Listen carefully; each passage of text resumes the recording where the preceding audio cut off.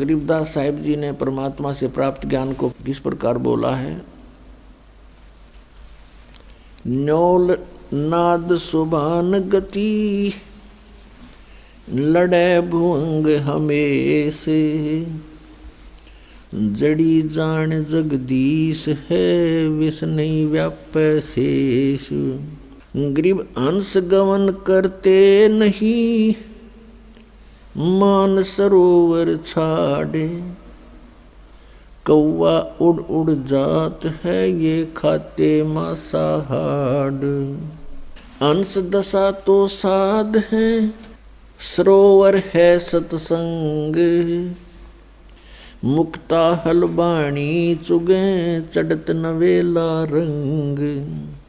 दरस परस नहीं अंतरा, रोमी वस्त्र बीच, पारस लोहा एक डग, ये पलटे नहीं अबीच। चार मुक्ति बैकुंठ बट, सप्तपुरी सैलान, आगे धाम कबीर का, हंस न पावे जान। गरीब मौन रहे मन नाले हैं, मौन रहे मग्नालय हैं, ये मार्ग बंकी बाट। सोन शिखर गढ़ सोरंग है, कर सतगुरु से साट। पल से ती पल ना मिले, भों लगे नहीं भों, बिच तकिया महबूब का, परमेश्वर की सो। काशी काया मन मग हर दोहों के मध्य कबीर, काशी तज मगहर गया, पाया नहीं शरीर। अब क्या बताते हैं। न्योल नाद सुभान गति, ये लड़े भुअंग हमेश, जड़ी जान जगदीश है, विष नहीं व्याप शेष। अंश गमन करते नहीं, मान सरोवर छाड़, ये कौवा उड़ उड़ जाते हैं, वो खाता मांसाहार। अब क्या बताते हैं कि जिस प्रकार नेवला, न्योल, एक नेवला होता है छोटा सा जानवर, करेलिए जैसा, उससे थोड़ा तगड़ा होता है, चूहे से बड़ा। एक कहते हैं न्योल एक सर्प के साथ युद्ध करता है। सर्प कितना बड़ा होता है, 5-5, 6-6 फुट का लंबा और तगड़ा मोटा। और न्योल एक बहुत ही छोटा सा जानवर होता है, चूहे जैसा।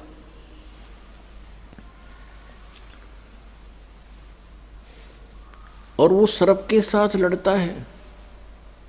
कैसे, किस आधार से लड़ता है कि एक वो क्या करता है, कहीं जहाँ पर एक जड़ी होती है, उस जड़ी की महक के सामने सर्प बेहोश हो जाता है, उसको चक्कर आने शुरू हो जाते हैं। उस जड़ी के आसपास यदि सर्प चला जाता है, और इसका फायदा उठाता है नेवला। क्या करता है नेवला, जड़ी के पास जाता है, उसको अपनी श्वासों से सूंघ कर अंदर भर लेता है, और सर्प के सामने आकर उसको श्वास छोड़ देता है।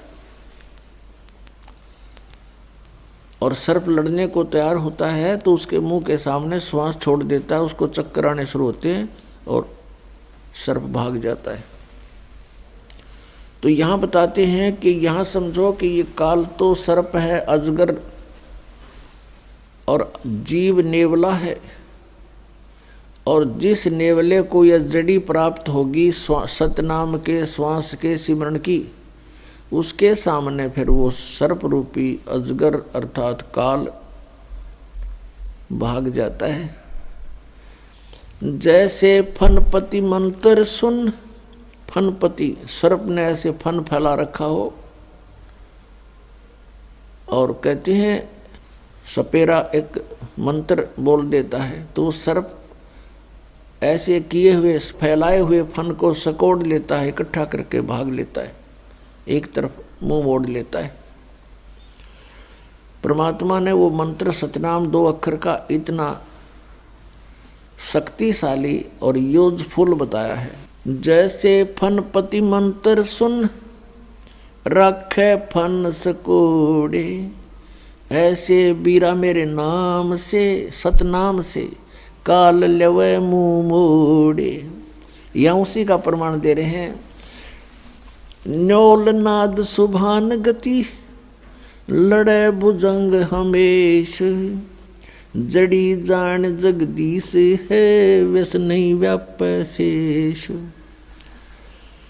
न्योल नाद सुभान गति और लड़े भुजंग हमेश। जिस प्रकार एक छोटा सा नेवला एक 8-9 इंच का लंबाई का जानवर और 6-7-8 फुट लंबे तगड़े सर्प को काबू कर लेता है, विजय पा लेता है, उसके पास एक जड़ी होती है। उस जड़ी को, उस औषधि को सूंघ कर आता है, पौधा होता है एक, उसको सूंघ कर आता है और सर्प के मुंह के सामने श्वास छोड़ देता है। सर्प विवश हो जाता है, चक्कर आने शुरू हो जाते हैं, वो चल पड़ता है, पराजित हो जाता है। फिर नेवला उसको मार डालता है। यहाँ वही बताते हैं कि जो सही सतनाम पूर्ण संत से प्राप्त करके जाप करता है तो वो सतनाम परमात्मा के द्वारा दी हुई जड़ी है। वो इस काल रूपी सर्प को ऐसे विवश कर देगी, आप पर कोई असर नहीं कर सकता, पराजित हो जाएगा। हंस गवन करते नहीं मान सरोवर छाड़े, कौवा उड़ उड़ जाते है ये खाते मांसाहारे। एक हंस पक्षी होता है, एक कौवा होता है, एक बुगला होता है, बुगला। हंस और बुगले में कोई अंतर नहीं होता, एक जैसी उनकी बॉडी होती है। हंस की और बुगले की कैसे पहचान की जा सकती है कि किसी सरोवर पर ये दोनों पक्षी हों, उनकी ये पहचान होगी कि बुगला तो खाएगा मच्छी, कीड़े मकोड़े गोगे, और हंस नहीं खाता। हंस केवल मोती खाता है। हंस के अंदर एक और पहचान, एक और विशेष गुण होता है कि जैसे आप 1 गिलास दूध में 1 गिलास जल मिलाकर हंस के सामने रख दो, वो अपनी चोंच से पीना प्रारंभ करेगा, दूध को ग्रहण कर लेगा, जल 1 गिलास ज्यों का त्यों रह जाएगा। उसके अंदर परमात्मा ने ऐसा गुण दिया है। कहने का भाव ये है कि जैसे अच्छी आत्माएं होती हैं जो परमात्मा की भक्ति करते हैं, वो विकार रूपी कीड़े मकोड़े नहीं खाते, जैसे शराब पीना, मांस खाना, अश्लील गाने सुनना और नाचा कूदी करना, बेमतलब के फंड बकवाद करना, ये समझो बुगले के लक्षण हैं। और हंस वो होता जिसने दूध और पानी छान लिया, अलग अलग कर लिया, भले और बुरे को पहचान लिया, कौन परमात्मा है, कौन सा मंत्र है जो मोक्षदायक है, कौन से कर्म हैं जो हमने करने चाहिए, कौन से कर्म ना करने चाहिए। जिस व्यक्ति ने ये दूध और पानी छान लिया, पहचान लिया, अलग अलग जान लिया, वो हंस तुल्य होता है। इसके अतिरिक्त वो बुगले के तुल्य प्राणी होते हैं। कहा है कि हंस गवन करते नहीं मान सरोवर छाड़, और कौवे उड़ उड़ जाते हैं, वो खाते मांसाहार।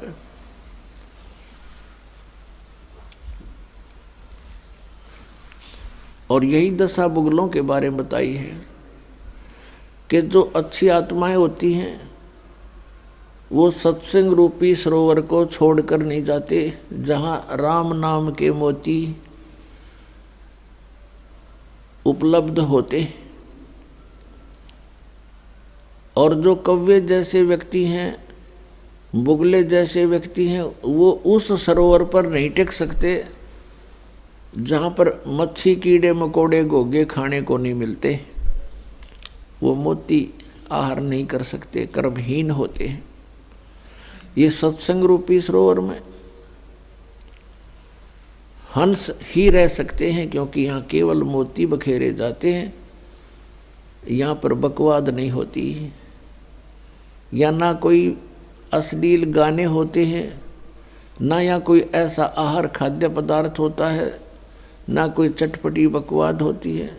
सिंपल आहार होता है, स्वच्छ आहार होता है, और साथ में उच्च विचार होते हैं। तो उनको हंस ही ग्रहण कर सकते हैं, कौवे नहीं रुक सकते।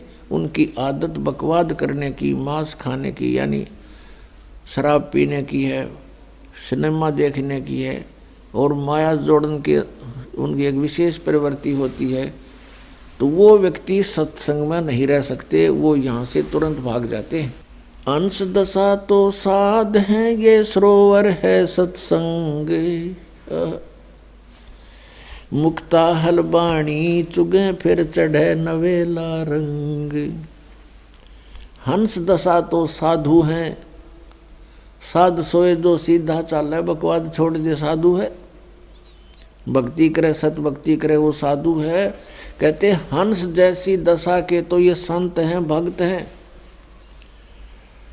और ये सरोवर है सत्संग, जहाँ उनको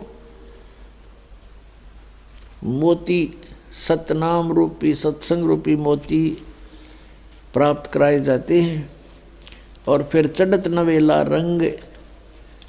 जितना अधिक सत्संग सुनोगे उतना ही अधिक आपका भाव भगवान में बनता चला जाएगा। फिर क्या बताते हैं, दरस परस नहीं अंतरा, रोमी वस्त्र बीच, पारस लोहा एक डग, ये पलटे नहीं अभीच। क्या बताते हैं कि यदि सत्संग में भी रहते हैं, आ भी जाते हैं किसी कारण से, किसी के कहने सुनने से, तो वो ऐसे बताए हैं कि जैसे एक पारस पत्थर होता है, उस पारस पत्थर के साथ में अगर लोहे को लगा दिया जाए वो सोना बन जाता है। लगाने का मतलब है उससे ऐसे बिल्कुल टच होना चाहिए, ऐसे टच हो जाए तो सोना बना देता है। और उनके बीच में वो रखा निकट दिखाई देता है, और बीच में जरा सा भी अंतर रह गया, यानी कहते रूमी वस्त्र अंतरा। एक उदाहरण दिया है कि बिल्कुल बहुत ही पतले वस्त्र भी की मोटाई जितना भी अंतर बीच में रह गया दोनों के, वो लगते तो ऐसे जैसे बिल्कुल साथ लगे हुए, लेकिन वो सोना नहीं बन रहा, क्योंकि उससे वो टच नहीं हो रहा। लगता है जैसे बिल्कुल साथ ही खड़ा है, रखा है, बिल्कुल टच हुआ है, लेकिन टच ना होने से अभी वो सोना नहीं बना। तो यहाँ बताते हैं, इसका भावार्थ बताते हैं कि जैसे कोई व्यक्ति सत्संग में आ भी रहा है और फिर सत्संग के उन वचनों को हृदय में उतार नहीं रहा, तो वो सत्संग बच्चे आता भी रहे उसके असर नहीं होगा, क्योंकि वो अभी मिला नहीं है। तो यहाँ बताते हैं कि दर्श परस नहीं अंतरा, रोमी वस्त्र बीच, और पारस लोहा एक के डिग, पर पलटत नहीं अबीच। अब जैसे किसी ने उपदेश भी ले रखा है, श्रद्धा है नहीं गुरुदेव के प्रति, तो वो रह अवश्य साथ रहा है, लेकिन वो मिला नहीं है। जैसे परमात्मा अपने नित्य में पढ़ते हो, बिन सतगुरु मिले मोहे ना पावे। और वैसे मिले कैसे कि सतगुरु के साथ एक रस नहीं होता, तब तक परमात्मा प्राप्ति नहीं होती। सतगुरु तो मिला हुआ है, नाम भी मिला हुआ है, हृदय में जगह है नहीं तो मालिक प्राप्ति नहीं हो सकती। भाव ये है कहने का। काया काशी मन मघर, दोहों के मध्य कबीर। काशी तज मघर गए, पाया नहीं शरीर। श्वेत वर्ण शुभ रंग है, नगरी अकल अमान। तन मन की तो गम नहीं, निज मन का स्थान। निज मन ऊपर परम पद, राग रूप धर्म धीर। दूजे को तो गम नहीं, तावा महल कबीर। निज मन सेती मन हुआ, मन सेती तन देहे। देही में कछु ना हुआ, तो नाहक लाई खे। बेरा साटे बेचिया, बैरागर सुल्तान। मालन को जाना नहीं, बेबुद्धि खेचा तान। शेर बेर पलड़ चढ़े, एक पड़ा भोमाही। मालन और सुल्तान को हलकारे ले जाही। 2.5 लाख की पावड़ी, 1 पैसे का बेर। देख अदम सुल्तान को, कैसे डारी मेर। 9 लख नानक नाद में, 10 लख गोरख तीर। लाख दत्त संगी सदा, चरणों चरच कबीर। 9 लख नानक नाद में, 10 लख गोरख पासे। अंत संत पद में मेले, ये करोड़ तेरे रविदास। रामानंद से लक्ष गुरु, तारे सिसके भाए। चेलों की गिनती नहीं, जो पद में रहे समाये। फिर पांडवों की यज्ञ में, शंख पचायन टेरी। 12 कोट पंडित जहाँ, पड़ी सबन की मेरे। करी कृष्ण भगवान को, चरणामृत सो प्रीत। शंख पचायन बाजब बजा, लिया द्रौपदी सीत। 12 कोट पंडित जहाँ, और ब्रह्मा विष्णु महेश। चरण लिए जगदीश को, जिसको रटता शेष। वाल्मीक के बाल सम, नाही तीनों लोक। सुर नर मुनिजन कृष्ण, सोधिए पंडों पाई पोख। 100 करोड़ बानी कही, पहले चोले चाव। दूजे चोले कृष्ण को, लिए साध के पाव। कथा रामायण रस भरी, आगम अगम अगाध। वाल्मीकि के चरण को, सब ही चर्चा साध। गरुड़ बोध बेदी रचिए, राम कृष्ण हैरान। लंका पर धावा किया, जद का कहूँ बयान। उत्पत्ति पर लो जाते हैं, ये अंत कोट ब्रह्मंड। जोग जीत समझाइया, जब उदरे काग भूषण। वासिष्ठ विश्वामित्र से, ये आवे जावे अनेक। कागभूषण की पलक में, जो चावे सो देख। ऐसे कागभूषण हैं, ये जोग जीत के दास। चर्चा ज्ञान सुनाए कर, दीन्या पद में बास। दुर्वासा और मुनिंद्र का हुआ ज्ञान संवाद। दत्त तत्व में मिल रहे, जागर विधानवाद। बौर समस्तर बेज को, समझाए मंसूर। सिमली पर साका हुआ, पहुँचे तख्त हजूर। सिखबंदी सतगुरु सही, चकवे ज्ञान अमाने। शीश कटा मंसूर का, फेर दिया जद्दान। दीन दयाल मिले सुल्ताने को बलक बुखार बदशाही 18 लाख तुरा तजा पर से अलख अलाई। अब इसमें क्या बताना चाहा है आदरणीय गरीबदास साहिब जी ने कि 9 लख नानक नाद में और 10 लख गोरख तीर लाख दत्त संगी सदा चरणों चरच कबीर। नानक साहब जी जैसी पुण्यात्माओं कहते हैं लाखों की संख्या में पार कर दी और 10 लाख गोरख तीर। गोरख जैसे सिद्ध पुरुष जो यहाँ एक छोटी सी सिद्धि प्राप्त करके प्रभुता को प्राप्त था, कहते इसे 10 लाख परमात्मा के को ने पार किए जो ऐसी ही भूल में भटक रहे थे।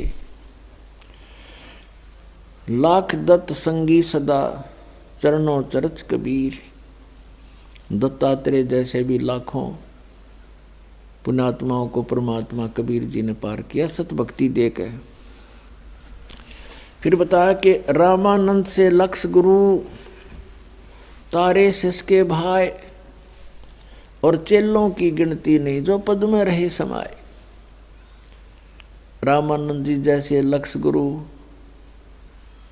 यानी लाखों गुरु तार दिए, उनको शिष्य बनकर उनका परमेश्वर रामानंद जी के शिष्य बन करके उनको सतमार्ग समझाया और गुरु मर्यादा बनाए रखने के लिए अति आवश्यक जाना, इसलिए उन्होंने रामानंद जी को गुरु बना करके ये मर्यादा कायम रखी कि गुरु बिन माला फेरते, गुरु बिन देते दान, गुरु बिन दोनों निष्फल हैं चाहे पूछो वेद पुराण।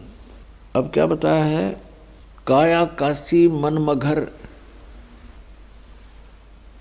दोहों के मध्य कबीर और काशी तज मघर गए पाया नहीं शरीर। पुण्यात्माओं अज्ञान को हटाने के लिए परमात्मा स्वयं आते हैं और वो एक तत्वदर्शी संत की भूमिका करते हैं, यानी तत्व ज्ञान प्रचार करते हैं। अच्छी आत्मा को मिलते हैं, उनको अपने सामर्थ्य से परिचित कराते हैं। ये विधान है परमात्मा का। एक रामानंद नाम के बहुत बड़े विद्वान माने जाते थे, पंडित जी थे। चारों वेदों के, गीता के, 18 पुराणों के वो मर्मज्ञ माने जाते थे और उन्होंने आकर के वहाँ बनारस में अपना, काशी में अपना डेरा स्थापित किया और 1400 ऋषि बनाए प्रचारक, वो प्रचार किया करते थे। और स्वामी रामानंद जी ये विष्णु जी के उपासक थे। श्री विष्णु जी को वो इष्ट मानते थे, गीता और वेदों का प्रचार करते थे। 18 पुराणों को वो एक विशेष ग्रंथ मानते थे, वेदों के तुल्य मानते थे।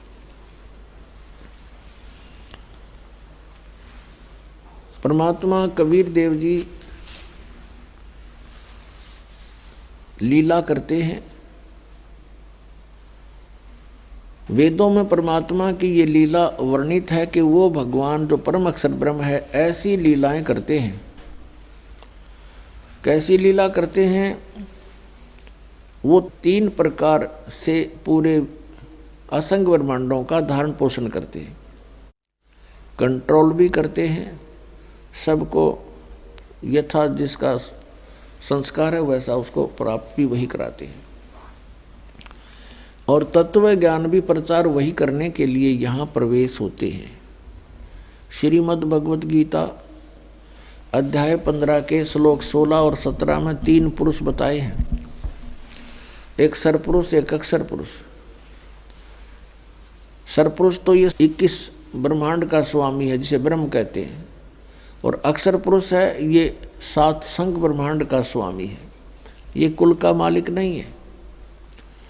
और 17वें श्लोक में 15वें अध्याय के गीता जी में कहा है कि उत्तम पुरुष तु अन्य परमात्मा इति उदाहरते, यह लोक तरम आविश्य विभर्ति अवय ईश्वर है। वो श्रेष्ठ प्रभु उत्तम पुरुष तो कोई अन्य है जो 16वें श्लोक में 2 पुरुष बताए हैं, एक सरपुरुष एक अक्षर पुरुष। इनसे भी अन्य है, क्योंकि सरपुरुष और अक्षर पुरुष ये दोनों नाशवान है। इनके अंतर्गत जितने प्राणी वो भी नाशवान है। एक जीव आत्मा नहीं मरती, वो तो किसी की भी नहीं मरती, गधे कुत्ते सूअर की भी नहीं मरती। 17वें श्लोक में तुरंत कहा है कि वो उत्तम पुरुष तो इन दोनों से, सरपुरुष और अक्षर पुरुष से कोई अन्य है, और वही तीनों लोकों में प्रवेश करके सबका धारण पोषण करता है। और वो परमात्मा कहा जाता है, वो है अविनाशी परमात्मा है, वास्तव में अविनाशी परमात्मा। वेदों में परमेश्वर पूर्ण परमात्मा की जानकारी है। वेदों का ज्ञान ब्रह्म दे रहा है, ब्रह्म सरपुरुष, और गीता का ज्ञान भी सरपुरुष यानी ब्रह्म दे रहा है श्री कृष्ण में प्रवेश करके।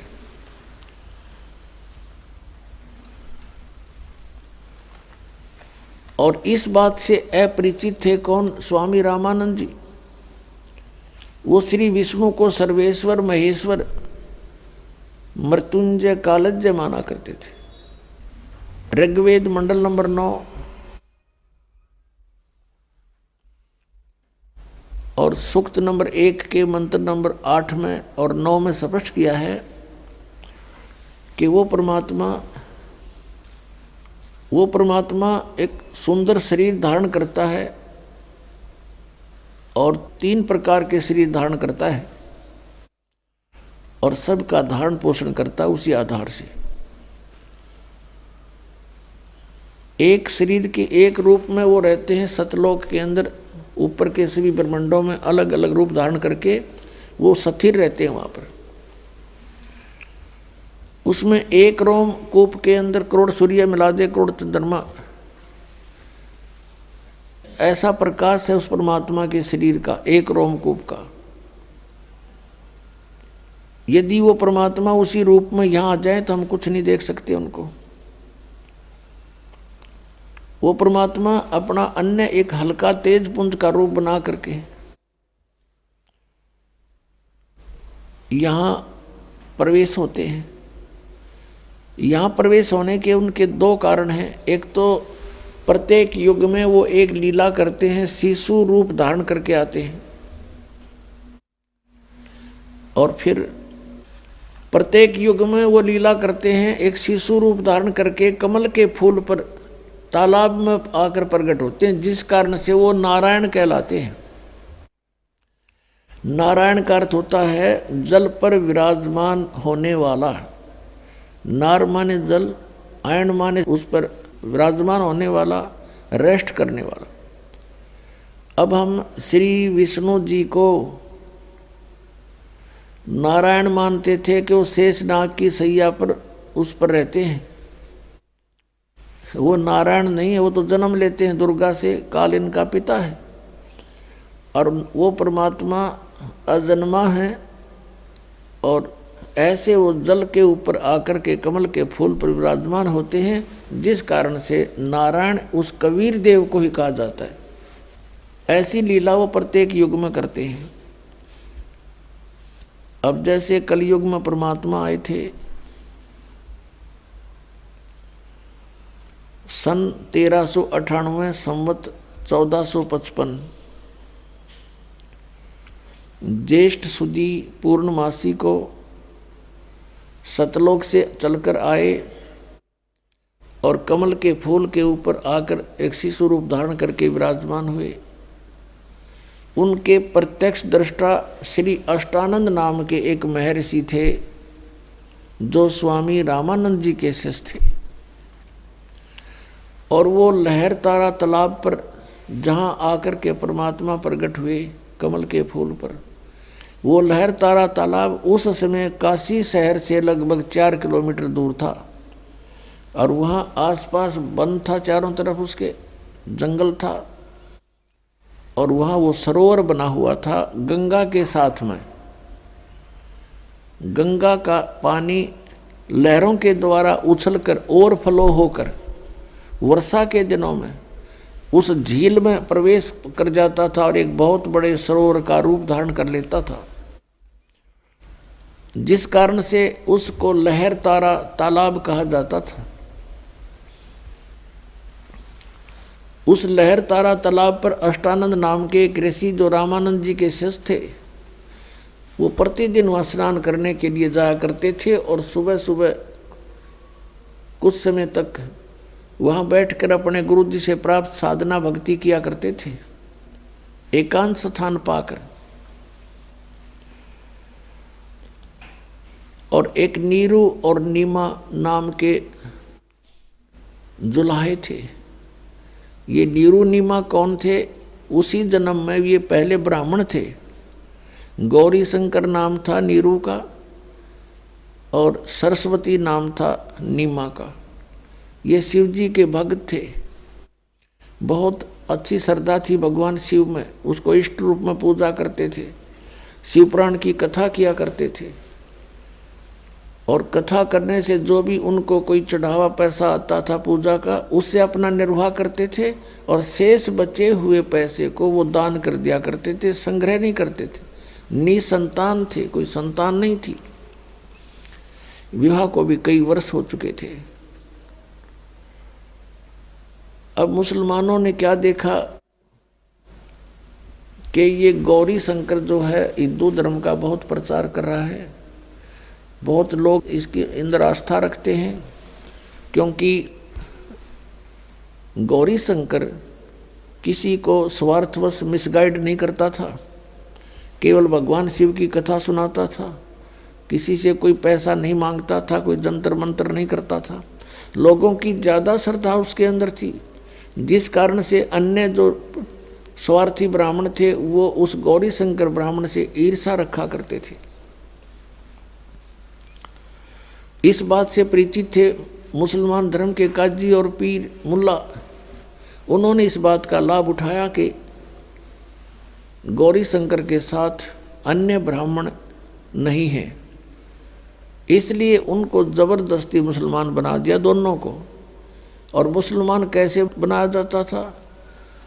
मुसलमानों ने अपना पानी लिया, जूठा किया सबके सामने बाहर खड़ा होकर, और गौरी शंकर के उनके घर में छिड़क दिया, सारे उनके मुंह में डाल दिया ज़बरदस्ती। और देखने वाले देख रहे, मुसलमान बन गए, मुसलमान बन गए। अब जो ब्राह्मण वर्ग थे, जो गुरु पद पर थे, वो ईर्षा करते थे गौरी शंकर तय, और उन गुरुओं के अधीन अन्य हिंदू समाज था।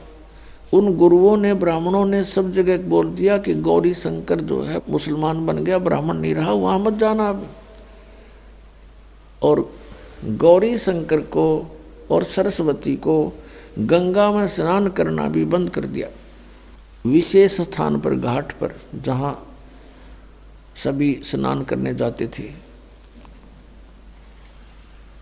और मुसलमानों ने उनका नाम, गौरी शंकर का नाम रख दिया नूर अली, और सरस्वती का नाम रख दिया नियामत। फिर जैसे उसको अपभ्रंश करके बोलते हैं, नूर अली को तो नीरू कहने लगे, नियामत को नीमा, ऐसे बोलने लगे। अब वो गंगा में स्नान नहीं कर सकते थे, और प्रतिदिन स्नान करना उनका अपना एक निजी कर्तव्य था। वो स्नान करके ही अपना कोई साधना किया करते थे। अब भले ही मुसलमान बन गए थे, लेकिन क्रियाएं वो छोड़ नहीं पा रहे थे मन से। और स्नान करने के लिए उन्होंने स्थान देखा, वो लहर तारा तालाब जो काफ़ी दूर है, और उसमें गंगा का जल ही लहरों के द्वारा उछल कर आता था। तो प्रतिदिन दोनों के दोनों वहाँ स्नान करने लहर तारा तालाब पर जाते थे, वहाँ स्नान कर कर आते थे। फिर अपना कोई, जैसे मुसलमान रीति से भी उन्होंने करना पड़ता था, लेकिन अंदर से भगवान शंकर को भूल नहीं रहे थे। जिस दिन यानी ज्येष्ठ सुदी पूर्णमासी को संवत 1455 और सन 1398 को परमात्मा सतलोक से चलकर आए, उनका बहुत सुंदर तेज था, बहुत तेज था और ऊपर से प्रकाश का गोला सा आता नजर आया। किसको? अष्टानंद ऋषि को, जो स्नान करके उस लहरतारा तालाब में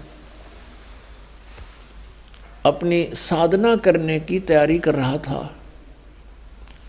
उसने देखा कि बहुत तेज प्रकाश का एक तारा सा टूटा आकाश से और बहुत गति से नीचे को आया।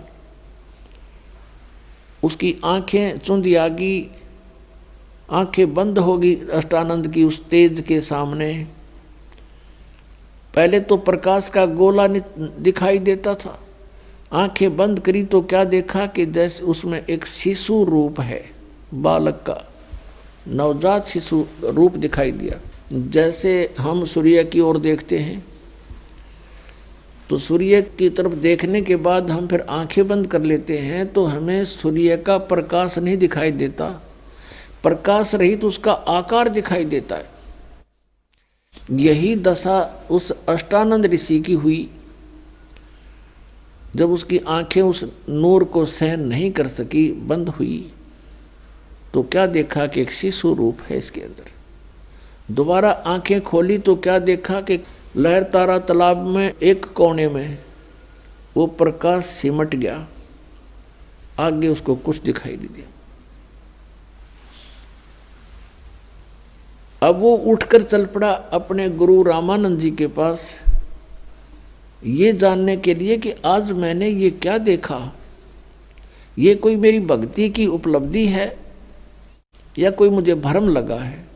स्वामी रामानंद जी के पास जाकर अष्टानंद जी ने प्रश्न किया कि हे गुरुदेव, आज मैंने एक अनोखा प्रकाश देखा, अद्भुत प्रकाश देखा। ऊपर से जैसे तारा सा टूटता है ऐसे नीचे को आया, इतनी गति से आ रहा था कि मैं वर्णन नहीं कर सकता, और मेरी आंखें उसको सहन नहीं कर सकी गुरुदेव। और जो ही मैंने आंखें बंद की तो उसके अंदर एक शिशु रूप दिखाई दिया, बच्चा, नवजात शिशु। और फिर आंखें खोली तो क्या देखा कि वो प्रकाश से एक बार तो पूरे लहरतारा तालाब को उसने चमका दिया और एकदम समाप्त हो गया, जैसे एक कोने में सिमट गया हो। अब जैसा भी स्वामी रामानंद जी को ज्ञान था, उसने अपने शिष्य का समाधान किया शंका का कि बेटा, उस शिष्य ने पूछा था कि स्वामी जी, ये मेरी कोई भक्ति की उपलब्धि है या मुझे कोई भ्रम लगा है? स्वामी रामानंद जी ने बताया कि बेटा, जब अवतार लोग आते हैं ऊपर से किसी लोक से, तो उनकी ऐसी ही स्थिति होती है, तारा सा टूटता है और फिर वो यहाँ आकर के आपने जो देखा नवजात शिशु, तो वो किसी माँ के गर्भ में स्थापित होंगे, वहाँ से जन्म ले करके या कोई लीला करेंगे अपनी। अब जैसा ज्ञान था उस महर्षि रामानंद जी ने अपने शिष्य की शंका का समाधान कर दिया और शिष्य संतुष्ट हुआ। अब इनको इतना ही ज्ञान है कि जितने भी अवतार आए हैं, श्री राम, श्री कृष्ण और भी जितने ये 9 और 24 अवतार मानते हैं, सभी माँ से ही उत्पन्न हुए हैं। लेकिन वो अवतार जो लहरतारा तालाब पर कमल के फूल पर आया है, वो किसी माँ से जन्म नहीं लेता, वो अजन्मा है, वो स्वयंभू हैं, वो परिभू हैं, स्वयंभू हैं। उनका शरीर शुक्रम अकायम ऐसनाविरम, उस परमात्मा का शरीर माता पिता के योग से बनी उन बीज शक्ति से नहीं होता, और उनके शरीर में नाड़ी तंत्र नहीं है।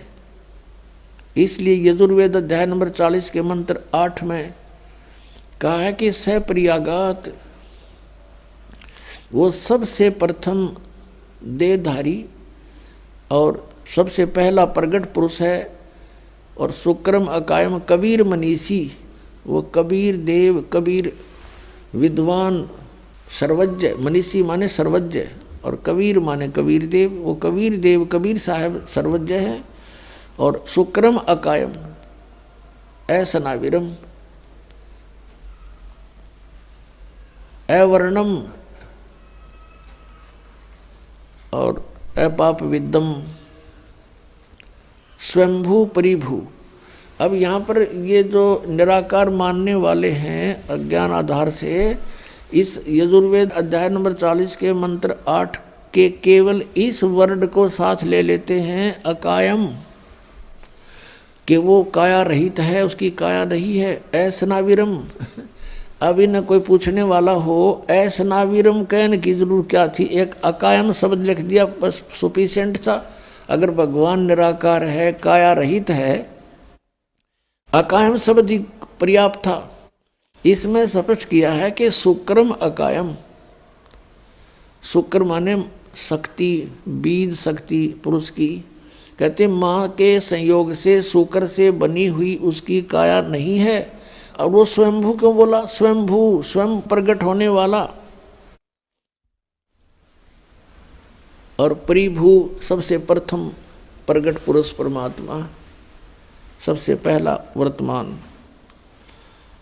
तो यहाँ पर असनाविरम का अर्थ इसलिए है कि उस मालिक का शरीर है लेकिन उसमें नाड़ी तंत्र नहीं है, वो एक तत्व से बना हुआ है। तो इस प्रकार हमने परमात्मा को पहचानना है। अब रामानंद जी को जैसा ज्ञान था उसने अपने शेष का समाधान कर दिया।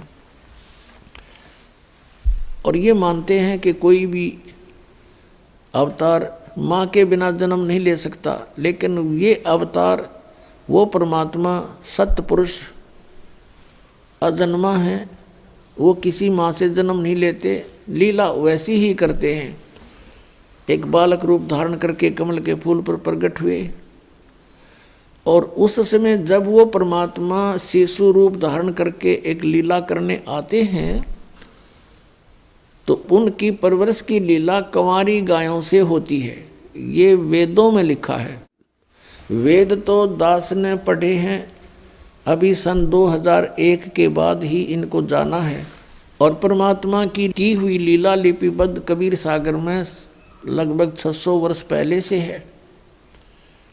अब इससे हम भगवान पहचान लेंगे कि वेद जो गुण बताते हैं परमात्मा के, वो किस भगवान में खरे उतर रहे हैं। ही इज गॉड, वह परमात्मा है। इतनी सी बात है। इन सदग्रंथों में हम पहले भी मानते थे कि वेद सत्य हैं, सच्चे ज्ञान युक्त हैं, लेकिन इन वेदों के आधार से हमें ये बताया गया कि परमात्मा निराकार है। लेकिन वेदों में लिखा है वो साकार है, सशरीर है, उसका नाम कबीर है, कबीर देव।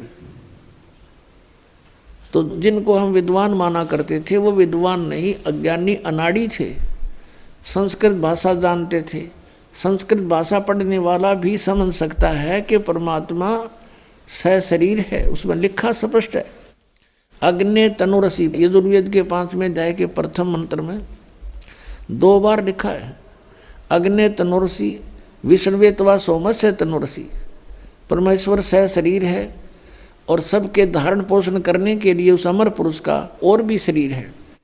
तो इस प्रकार हम अब सदग्रंथों को जानकर परमात्मा को पहचान सकते हैं। उधर से नीरू नीमा आए स्नान करने के लिए। वो समय था ब्रह्म मुहूर्त का। ब्रह्म मुहूर्त कहते हैं सूर्य उदय होने से पहले 1.5 घंटा का जो समय है उसको ब्रह्म मुहूर्त बोलते हैं ये। तो उस समय वो स्नान करने के लिए चले अपने घर से। स्नान करने लगी, पहले नीमा ने स्नान किया। नीमा स्नान करके बाहर आई, फिर नीरू स्नान करने के लिए गया। और सुबह का जो अंधेरा होता है वो एकदम चांदने में परिवर्तित हो जाता है, बहुत शीघ्र रोशनी हो जाती है। ऐसी दूर से देखने जोगा उसमें व्यवस्था हो जाती है। अब नीरू नहा रहा था ऐसे करके, जल में प्रवेश करके। और नीमा जब स्नान करने के बाद जो वस्त्र बांध कर स्नान करके गई थी, उस वस्त्र को धोने के लिए दोबारा किनारे पर आई, वस्त्र चेंज करके। तो उसने क्या देखा, उसमें रोशनी सी होगी थी और एक कमल के फूल के ऊपर कोई वस्तु ऐसी हिलती नजर आई। परमात्मा नवजात शिशु रूप में प्रकट हो गए। और एक पैर को हिला रहे थे, ऐसे एक पैर को हिला रहे थे बालक रूप में। अब नीमा की नजर गई कि क्या हिल रहा है। पहले तो उसने देखा कोई सर्प है, फिर ध्यान से देखा कि तो कोई बालक है। और वो नीरू और नीमा जब अपनी कुटिया से चले थे, रास्ते में नीमा भगवान शंकर से अर्ज कर रही थी, रो रही थी कि हे भगवान, हमें भी एक खिलौना दे दो, मेरा भी संसार में साझा हो जाएगा, दुनिया वालों का मुंह बंद हो जाएगा, मुझे बांझ बोलते हैं। हे भगवान, आपके घर में कोई कमी नहीं, आप सब कुछ कर सकते हो। ऐसा कहकर फूट फूट कर रोने लगी। नीरू ने कहा, नीमा तू तो बिल्कुल पागल होगी, भगवान को क्या पता नहीं हमारे दुख का, वो सब जानते हैं। यदि वो हमारे भाग्य में होता तो दे ही देते, हमारी किस्मत में नहीं है। और हमने कितने ज्योतिषियों से भी अपनी जन्म पत्री भी दिखा ली, हमारे भाग्य में पुत्र नहीं है। फिर क्यों अपना संतुष्ट कर, पुत्र हमारे भाग्य में है नहीं, और तू रो रो के अपनी आंखें और खराब कर लेगी, अंधी हो जाएगी, बुढ़ापे में उंगली पकड़ने वाला कोई है नहीं, तुझे दूना दुख हो जाएगा, तो रोया मत कर।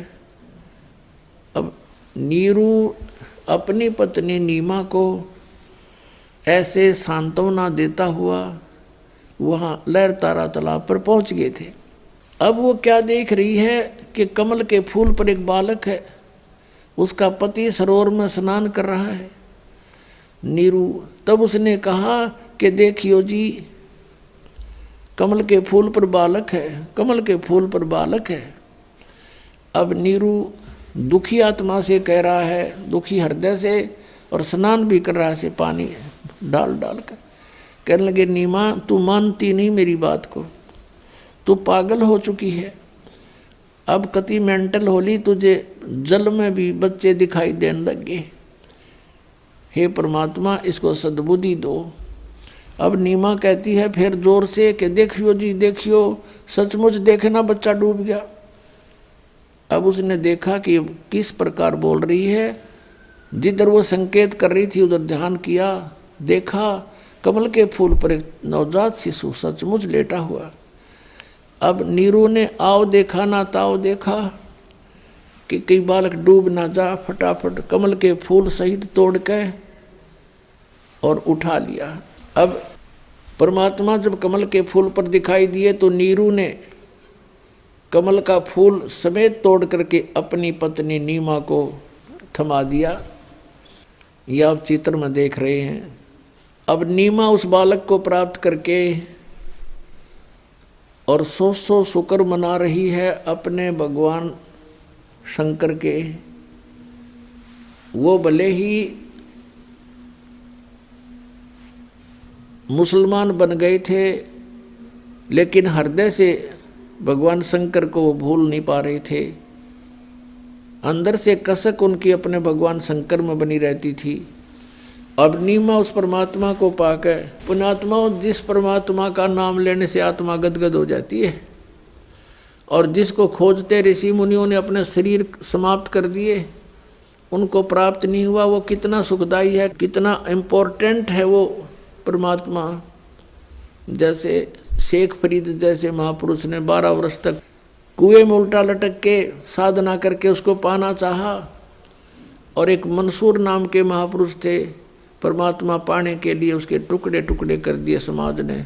उस परमात्मा की चाह को, परमात्मा की भक्ति को नहीं त्यागा। तो कहते हैं जाके ऊपर एती बीती कैसा है वो भगवान, जिसके लिए ऐसे ऐसे कष्ट सहन किए महापुरुषों ने, वो कैसा है वो भगवान।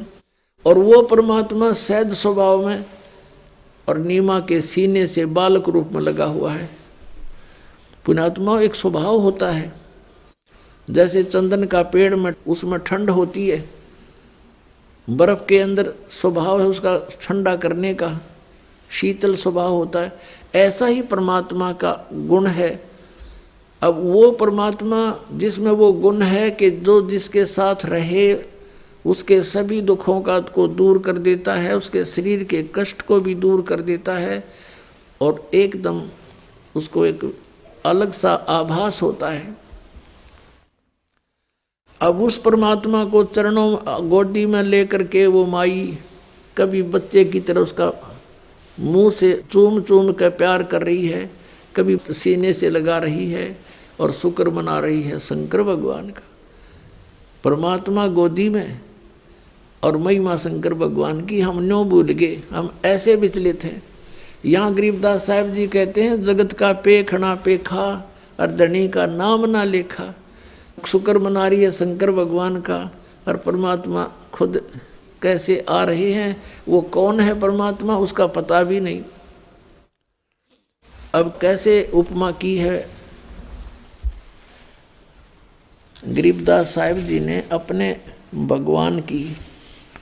84 बंधन कटे कीनी कल्प कबीर, भवन चतुर्दश लोक सब टूटे जम जंजीर। 84 बंधन कटे कीनी कल्प कबीर, भवन चतुर्दश लोक सब ये टूटे जम जंजीर। अंत कोट ब्रह्मंड में बंदी छोड़ कहाए, सो तो एक कबीर हैं जननी जने नमाए।